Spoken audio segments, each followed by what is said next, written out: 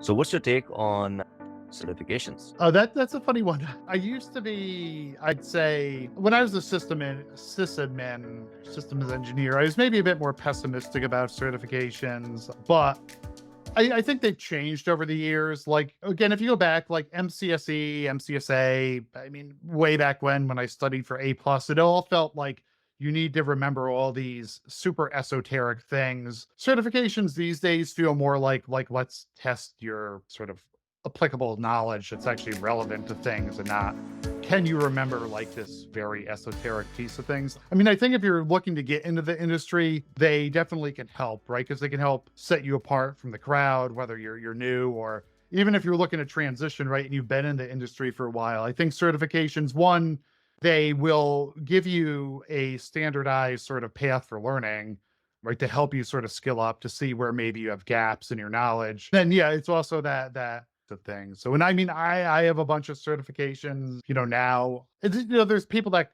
sort of certainly will collect them, and I think it's important to still know the stuff that you're getting certified in, right? That if I go get some Azure data protection cert and I just study for it and then I forget it, well, right? Like, I probably don't want to put myself in a position to be like, oh, I know about, you know, Right. data No, protection. yeah, makes sense. So basically, certification would only help is most relevant to your day-to-day job or the role you are in, right? So this is where, but there are some beginner level certification you were saying for somebody to get started. But if you are data protection certified, but if you're not practicing it, it's not going to help. Yeah.